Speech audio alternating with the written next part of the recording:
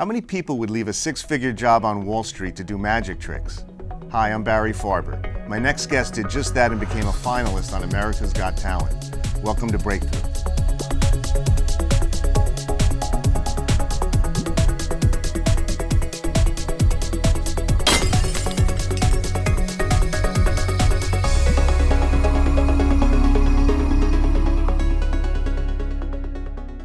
Hi, this is Barry Farber and welcome to Breakthrough. My goal is to share insights on what it takes to break through in business and in life. We'll have brain surgeons, sports legends, entertainers, inventors, business leaders, and scientists share their stories on how they broke through.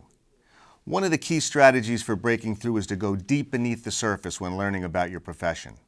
When I work with my customers and help them gain access to new business, I spend time up front interviewing their own customers so I can learn why they buy, what they look for in relationships with their vendors, and I get a unique view of my customers' value from their own customers. Going deep in your learning gives you a solid foundation and confidence to move forward.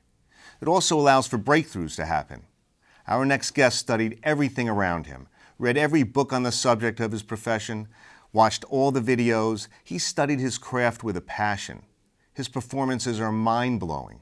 He changed his career from a whiz on Wall Street to a wizard in the entertainment industry. We'll be right back with mentalist and magician, Oz Pearlman. Don't go away. There's one word to describe that. That was amazing. How did you do that? Paul's mind is blown right now. You did it! That was a mentalist doing a magic trick.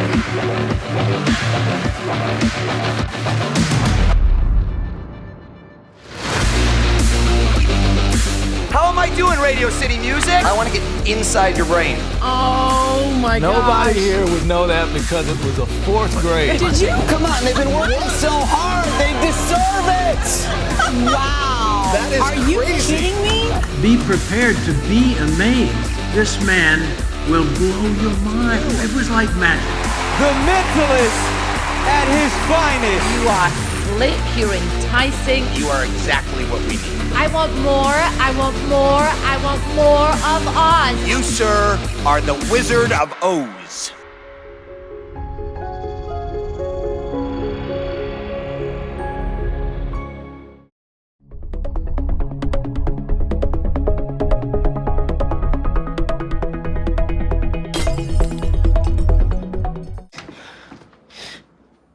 Your daughter just had her first breakup. Do you A, put yourself in her shoes? B, console her? Don't worry, sweetie. This is gonna happen a lot. Or C, find her a new boyfriend? Nice, single boys.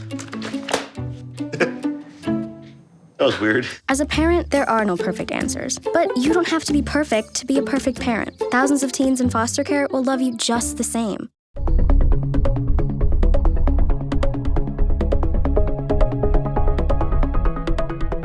Welcome back. Oz Pearlman, professional mentalist and magician, has been stunning audiences worldwide with his outrageous tricks, brilliant illusions, and his outrageous performances as a finalist on America's Got Talent. We're going to explore how he breaks through and his thoughts on mental focus, vision, and performing under pressure. We're also going to see him perform some of his magic later in the program. Oz, welcome. Good to have you. Barry, Yeah. thanks for having me. Great to see you. So, you know what's great is I've seen you perform. You I have. know the magic you do. You're an animal, okay? Nobody is a wizard like you, and I would like to call you the Wizard of Oz. The Wizard of Oz. But, and every show probably asks you how you got started, but take me to the day when that cruise ship you were on and how it all started. So I think most kids will have seen a magician at birthday parties, things of that sort when they're younger, you know, kind of a kids show magician. I never saw anything. I never was exposed to magic. I don't think I ever saw a magic show on TV. So for me, it was completely novel and compelling. I was on a cruise ship. We went to see one of the night shows. You know, normally there's the Broadway, the singing. This night they had a magician. My dad coaxed the guy beforehand. He's like, get my kid up there, you know, get him up on stage. So he calls, he looks around, you know, people are waving their hands. He points to me, gets me up on stage. Oh, so I didn't know. Oh, I was up on stage, and he did one of the classics of magic. It's known as the sponge ball. So they're little red sponge balls, and the trick goes along the lines of he gives you one, He has one, his disappears, and you open your hand, you've got 2. Right. And it keeps happening like that. He takes the third one, all of a sudden you got 3 balls, you get 10. And my mind was blown. We get back, all we do for the rest of the cruise is try to dissect this. We have all these crazy theories. This is NASA technology. It gets hot, it splits, like just the most outlandish theories. And as soon as we got on dry land, I went home. You better believe I checked out every single book at the library, took all my money that I'm saving. I had a bunch of jobs at the time, like kid's job, busboy, everything you could imagine. All that money was channeled into buying magic tricks, magic books, and utter obsession. That's how I know you. That's why you're successful. Yeah. That's a big reason, because you dove in. And I had Kreskin on the program once, and he talked about, this guy's a nut. He actually had like 3 houses that had books in them. That's all he read 2-3 books a day. But you did something where you just took out all the books in the library and read everything about it. And talk about learning in your profession. Talk about what you do every day where you're constantly learning. Well, I think early on the learning, it's so fun. So when something is a hobby, a passion, there's something to be said for, I would wait by the mailbox every day and say, did my book get here? Did my book get here? That level of excitement, you can't fake it. Right. It has to come from within. Nobody can force that. I don't think you could force, if I had a child and be like, I want you to be, a tennis prodigy or this. You can give a little bit of a push, but it has to come from within. So I had that. I loved magic. I loved everything about it. The sleight of hand, the reactions I'd get from audiences, the kind of same thing later on when I studied engineering, learning how to dissect a problem, kind of figuring out what people are thinking, because magic is all about misdirection. It's controlling your audience. I know that when I do something like pick up this mug, your eyes go there. I know that. And that right then, I would be doing something with my left hand that you didn't see. Right. So it's all about directing audience attention and managing their reactions. Yeah, I want to see later how you turn my singles into hundreds. We're splitting it. We're splitting it. I'm getting a commission. Hey, let's just keep doing that every day. We don't need to be on the show. So talk about adversity, okay? Now, here you are, you went nuts at age 13. You're going to the library, you're studying everything. You're going to an Italian restaurant and performing there. Talk about that, but talk about when you went to the University of Michigan and studying coding. Yes. And what was that, why was it, talk about that, Trav. I hear a lot, some people kind of go through a circuitous path to find their path in life, like where their passions, what they end up doing.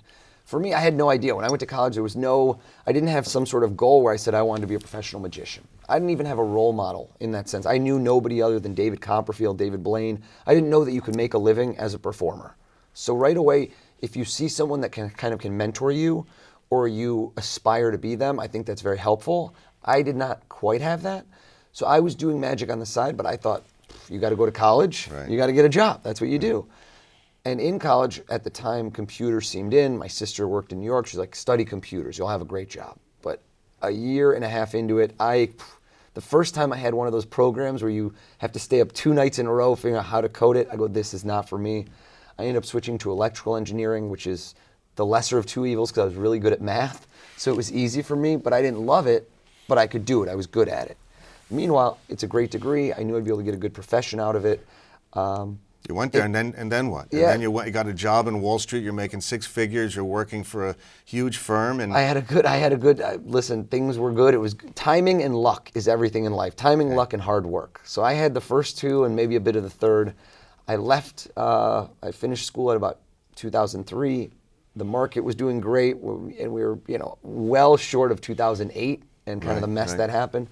Had a job, and I went to work on Wall Street. And as soon as I moved to New York, there's no reason. I can't tell you that I wanted to be a professional magician or mentalist, but I just had that hustle wherever I went. The way that I would network is I'd go to restaurants, I'd perform for the manager, I'd go to catering halls, I'd go meet event planners. I would just cold call. I'd literally go check, see who's doing a lot of parties, and say, I'm going to give them a call. Can I come by your office? I want to show you a couple things. I'd show it to them, give them a card. That's it. That's what it's all about. Now, it's you're a snowball. You have a work ethic, and my favorite quotes that my kids, I tell my kids is, hard work beats talent when talent doesn't work hard. I agree. The work ethic that you have is amazing. Plus, you do have talent. So together, it's to be determined. We'll see later in the show. But talk about work ethic, because you actually were performing at Merrill Lynch where you were working. Correct. Right? And the CFO or somebody came in and said, "What do you?" No, I would do it at work because it's a great way. If you're the low man on the totem pole, how do you differentiate yourself? And this relates to any profession you're in. You need to have something unique about you. You need to have either something you do different than everyone else or something you do better than everyone else. Those are kind of the two. And if you have both mantras, right. So when I got to work, I'm the analyst. I'm the lowest guy. So what would I do? We'd go out to work events. I would do tricks for them. And word spreads from my group to when we have a meeting with suddenly other groups. And my profession, well, my job at Merrill Lynch I was the red tape. I was the guy nobody liked because people would call from the business units. I was in technology and say, we need to buy X million dollars of servers. I'm the guy who says, no, we're going to give you half that much. So nobody likes me. I'm the punching bag because I'm the red tape to ensure we don't spend too much. So the best way to sweeten that kind of bad pill, that bad medicine, is then you meet them. You go out for a happy hour and I do some tricks and they're like, oh, the guy who's always giving us crap on the phone, we love that guy. Oz, he's the magic man. Right. So it was a great way to network. It was a great way for people to like me within my job. And word spread. So I'm think of me here, all of a sudden the guy here heard about me and his boss heard about me, and before you know it, about a year and a half in, I do a show for the CFO of the company. And this is a company with tens of thousands of employees globally. Right. He doesn't know me from, the guy who's parking his car at the valet. Right. I perform, and I'm known for doing a trick that I turn $1 bills into hundreds. You've seen me do it many times. That's crazy. And he says to all his friends, all the other execs, he goes, oh, this guy's great. We got to get him working here. And everyone laughs. And I say, oh, I do work here, sir. And he goes, well, what do you mean? He thinks I'm joking, like part of the pattern. I go, oh, I'm actually in your global technology services department. And he looks at each other. They give this look like he knows his stuff. He goes, what the hell are you doing working here? And it was you planted a seed in my head where I go, the top guy at the whole firm, the second in command, saying to me, what are you doing working here? What am I doing working here? And so about 2 months later, I took a leap of faith where I said, I've got some savings. What's the worst case scenario? It doesn't work out, then I'll come back, I'll try and find another job. But you need at some point a push. You need to be smart, but you need to go after it. Because if I would have stayed there at that job, I never would have been able to go full-fledged, jump in the pool, and try to further my career as a performer. You couldn't have done it. You can't keep that safety net.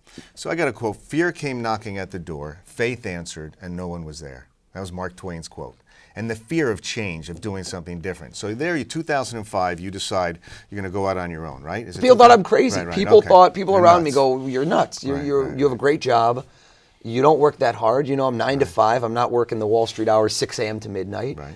And obviously there's somewhat of a support network. My family was behind me, right? But they're behind me only so much as it's going well. Well, you worked, you saved all your money, bought your first Since car. I was 13. You earned all that. You have a work ethic. I want to show you. So here we have, and we're going to show them your pen soon. Oh, yeah. But here we have a pen, okay? Yep. And I use it as a metaphor because it's a product that had a lot of rejection, setbacks until it started becoming the #1 product. And in life, when you fall flat on your face, right? The people that don't realize that falling is a way to gain intelligence. Information comes in that you can use, but if you don't get back up, you never unfold new opportunities. As corny as that might sound with the pen, that's exactly what happens in life. So I use that as a metaphor. Talk about the fact that you jumped out, and then, obviously from 2005 to now, this last year being the finalist in America's Got Talent, you're under serious pressure with that. Okay? Oh yeah. Has there any adversity in between there come up that you can share? I think every time I do a show, I learn lessons from it. Every time I'm on a call and do a negotiation, every time you meet new clients, you learn things. There's no other way around it. If I could talk to myself 5 years ago, there's no way to just give that experience. Experience delivers the knowledge. You can learn from others and you can fast track it. A lot of what I would say helped me tremendously is reaching out to people as mentors.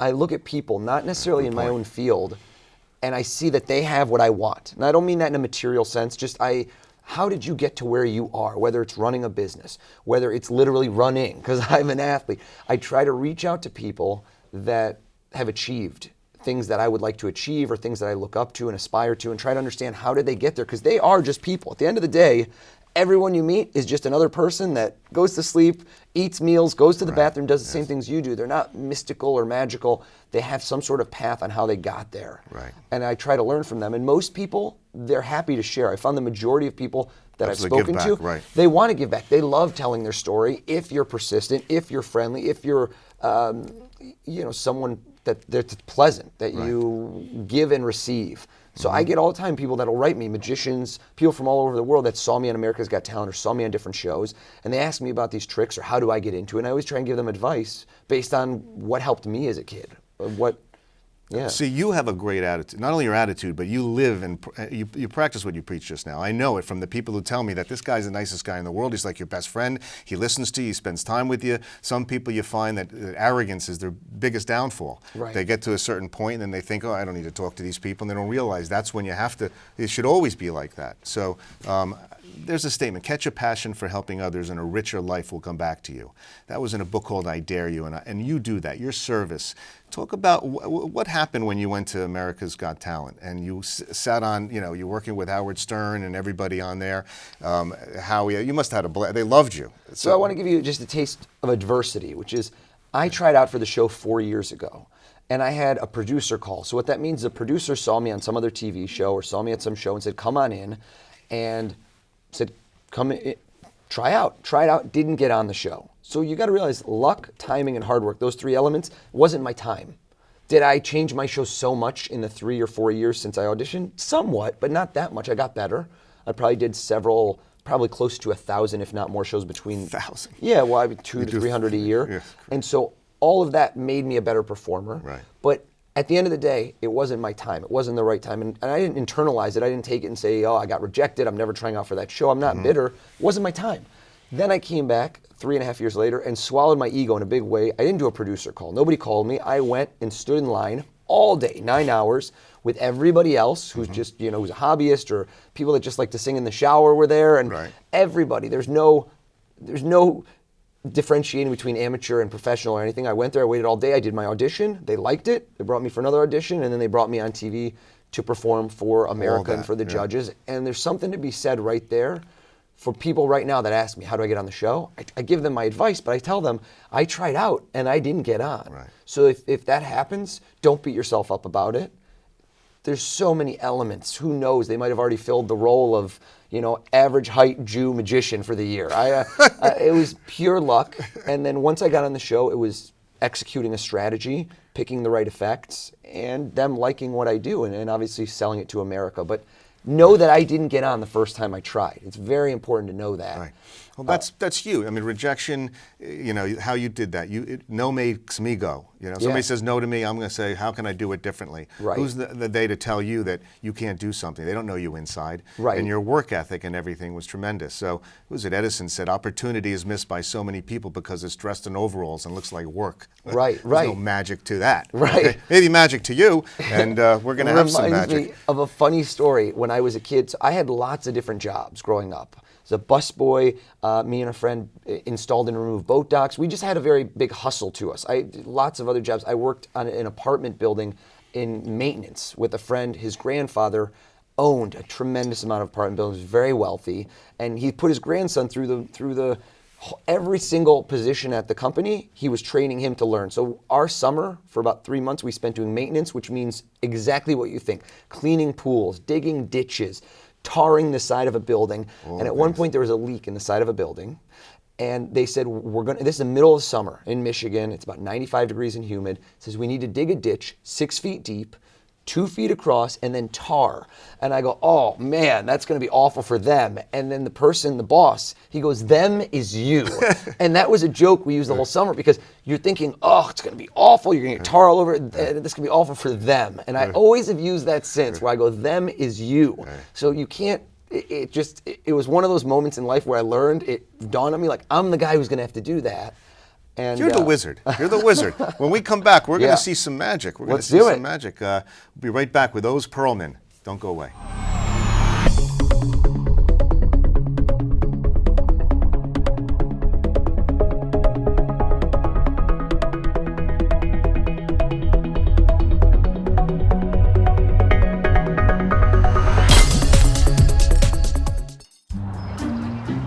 Don't worry, the 74 people were picked before me in the NFL draft. To fight childhood obesity, United Way and the NFL are helping kids play more. To donate or volunteer, go to unitedway.org/play60. Now I get it. Welcome back. We're with Oz Pearlman, mentalist, magician, wizard. And I don't know if you knew this or not, but he's an amazing runner. Won 4 marathons, New Jersey marathons. This is what I want to talk Local about. pride here, New Jersey Marathon. Right, that's right, local. I want just tell me briefly, how do you run? What is it? 130 miles in 120-degree heat. I have done that. Sahara Desert. In the close Death Valley, even Death warmer, Valley, the okay. hottest place on earth.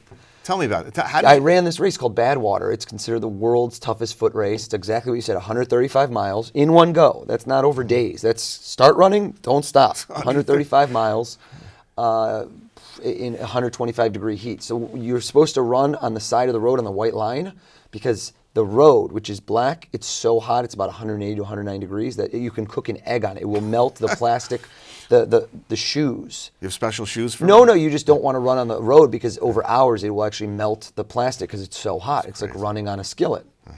And it was something else. It was a whole different experience. To do that, those are breakthroughs right there. I think it's a lot of focus, and everything is looking at goals in the future and knowing that they're achievable. So the first time I ever heard about that race, I thought it was cockamamie crazy. Who would do that? It's nuts. To me, it was nuts. Just the way you're saying it to me, right. I can see your vision because I was you once. Crazy. And then suddenly I did a race that was half of that. And then I met someone who did bad one. I go, wow, how did this guy? So suddenly it becomes achievable. And that's what's happened throughout my career where I see people or I start to believe that this is actually possible. Right. And then I did it. It's almost surreal to think I did what you just said. Well, you broke through. You broke through with the records in a marathon. I'm still trying to break through. And I want to just one quick tip for the audience, for the viewers, is performing under pressure. Yeah. That's what you do. I mean, to do it on the world stage with America's Got Talent, to become the third a finalist. Just one tip for people that they can do that would help them focus better. I think the best way is decide on your goals. Literally look at your life, and it's so hard to do, and look at the future and say to myself, where do I want to be in 3 months? And write down a list of 5 things you can do. Literally 5 things you can do. Like a lot of magicians are like, I'm a semi-professional, I love doing it, I'm making money on the side, how do I get better? I say, go decide you want to do restaurants, you want to do trade shows, what do you want to do? Find the people that can make that happen for you, and every week, go knock on one door.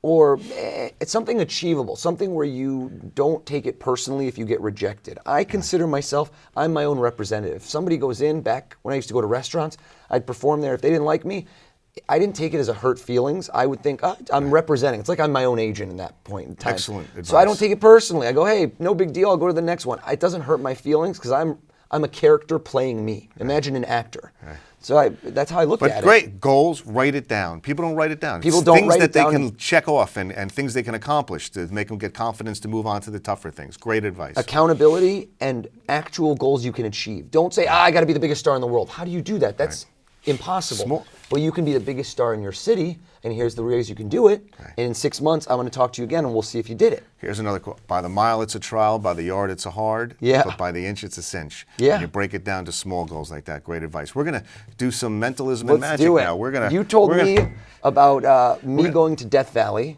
Now, you have traveled the world, Barry. I know you have.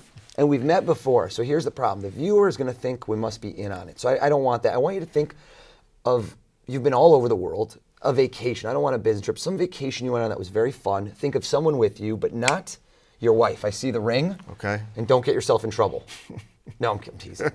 How many years ago was this trip that you're thinking of? Was it very recent? I feel it wasn't in the last year. It felt like you just went back. Your eyes kind of went up. You went a few years ago. Was this more than 5 years ago? About 4 years ago. Right around that. What year was that? Tell me, was that 2000? What do you think? 2010, give or take. So maybe. It was about 5 years ago. It's what I said, even though it's 2016 now. Is there anyone here in the studio that could have known about this, that could have overheard you talking about this? There's no, you just thought of it. In my pocket is an envelope. I brought this for you. I'm a giver. I'm a giver. And it says prediction. Okay. And it's been stapled, what I would describe as an obsessive number of times. You know I'm obsessed. Rip it open. I'm nervous for you. Rip it open. How do you... Before we go any further, how many vacations went through your head? How many have you been on? Well, you said business trips to vacations. Like, yeah, hundreds. Right, hundreds. Business trips. Yeah. And you got it right now. Before you open it, just tell us, this was somewhere outside the country, wasn't it? Uh-huh. Yeah, you wanted to impress. You're not saying Florida. You're too funny. Read out loud. You killed me. And tell me the honest to God truth if this is dead on. Read out loud what I You're wrote, out of your folded, mind. and stapled. Out loud. I'm envisioning a vacation to South Africa that happened in 2010 and someone with you named Sam. Now, by the way, Sam is my son. And it's just... Is that the exact trip you were thinking freaky. about? You see, that's what I'm telling you. Every time I see you, I don't understand how you don't make a mistake. That's what I was nervous because I thought it would ruin the show. You'd have something else in there, but you actually, it's crazy. You're out of control. Barry's about to frisk me. He's like, do you have 120 You're a envelopes all over your body? serious wizard. Just I want to keep Keep this, it, of course. Show my son Sam. Wait. Well, let's get some... Yeah. How about we do this? Everyone in the studio, because they can't see, but there's quite a few people in here, is going to think about a question about themselves. Now, I'm not going to frame it. I told you, I was the director, I told you think of a vacation. I want you each to think of a question about yourself that nobody else in the studio would know. And hopefully point to somebody out there for me. How about the lady in the brown sweater? Would you like to come up? Okay, let's bring her up. Let's bring her up. Yeah. Hello, How are you? hello. Look very lovely. It's very cold out there. What's your name? I'm Stacy. Stacy. Hi, Stacy. You're not thinking of a vacation, is that correct? Correct. It's not a vacation. It's Because power of suggestion. If you thought of vacation, I think your question, you would have done something from a little while ago. I could tell you're not doing something from yesterday or 2010. This is even before for you. Is that right? Very before. And I got a great pen here. It's not even directly about you. Does that make any sense? Yes. I'm nervous for you. This is a very... I'm just going to show this to Barry and to our viewers. Did I tell you whatsoever, because I've been walking around the studio, I said hello to a few people, we said hello. Did I tell you anything about what you should think of at this moment? Did I coax you? Did you feel the power of suggestion at all? No. What does this relate to? Don't tell me the answer, but what is this question about? Not sure how I'm supposed to answer this. What is the question? So here the question is, what's your vacation? What is the question on your mind? Oh, the actual question. The question. What is your first dog's name? So I wrote down dog. I didn't know first or not. It's not exactly an exact science. If I right now showed you It's crazy. a card with your dog's name, would you absolutely be blown away? No question. If it had every letter of your dog's name on this card, you'd be amazed? Yes. She's not going to be that impressed because I actually just wrote the whole alphabet. So Barry, it's not that. It's watch how you frame the question. But do you see, rub, do those letters come off? I wrote this about an hour ago. Seriously, no. No. Hold out your hand. Imagine every one of those letters starting to melt away. If I lift my hand and it says your dog's name, how impressed will you be? Extremely. Me too. That would have been amazing. I am not God. I wish. But she visualized. Did you see that? It's like you said. Create the goal, focus on it, see it. You saw the letters melting away. Take a look. It looks like some of these letters are starting to melt away. Melt away all the way crazy. until it just says Barney. That's my dog. That's That crazy. was your first dog. 35 years ago.